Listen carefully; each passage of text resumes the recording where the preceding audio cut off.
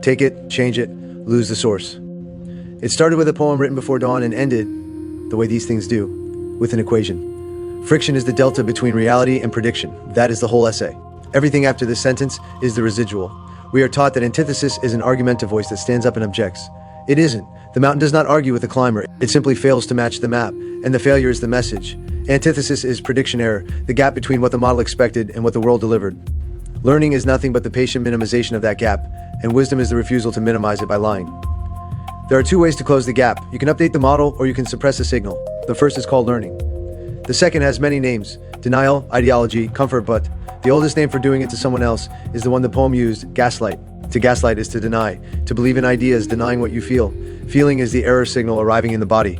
The idea is the forecast. When the forecast is defended against the arrival, when the model is granted veto power over the data, the update never comes and the person never changes, and the machinery of correction runs backward.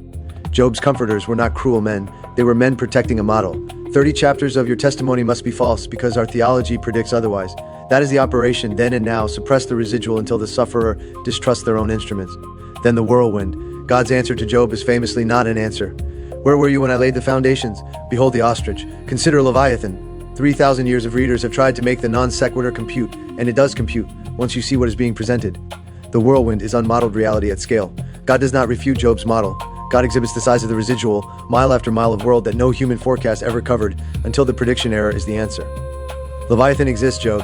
It's not always about you. This is not humiliation. It is calibration. Job's terror was never insignificance, it was significance without explanation, a residual too large for the local model. The whirlwind does not shrink him, it resizes the map. And Job's response, I had heard of you by the hearing of the ear, but now my eye sees you, is the sound of a model updating all at once, which is indistinguishable from inside from awe. Now turn the instrument on the instrument. The ego is a forecast, there is no present tense self, the present is too thin to hold one. What we call I is a temporal projection, memory rendering the past frames, anticipation rehearsing the future ones, and a line drawn through points that never coexist, mistaken for a thing standing in them. A time-lapse claiming to be a photograph. The projection is bounded by exactly the two frames it cannot render. We don't remember birth, we won't remember death.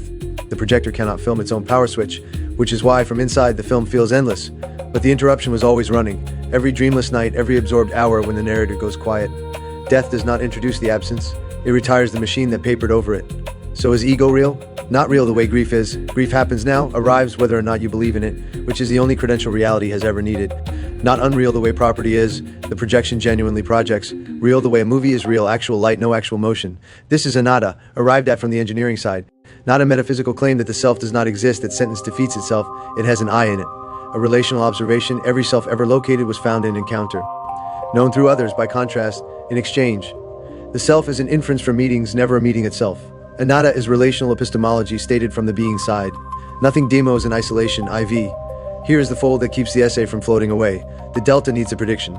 No forecast, no error, reality alone cannot be wrong. It is just weather. Strike the model and you do not get enlightenment, you get noise. The ego earns its key precisely by being falsifiable. It is the forecast that makes the world informative. So the self is kept away as scientist keeps a hypothesis, seriously, provisionally, and with gratitude for every refutation. I am a fluctuating thesis. The mountain is my antithesis.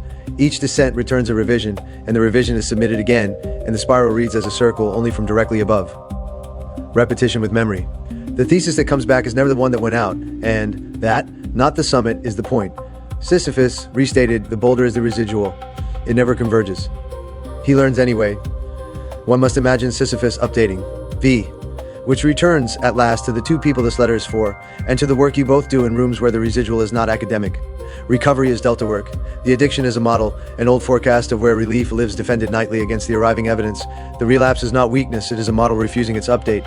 And the meeting, the corridor, the cell, the 5 a.m. text, these are places where someone else's error signal is finally allowed to land without being argued with. You do not close the gap for people.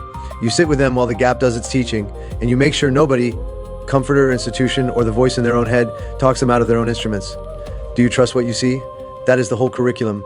The felt over the idealized, the residual over the rationale, grief admitted as real, property admitted as paperwork, ego held it, I don't know, which is not a shrug but the correct answer, the one that treatises take 400 pages to reach.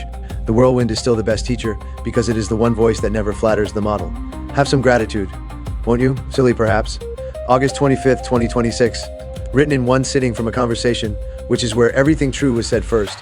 The essay is the harvest, the field belongs to no one.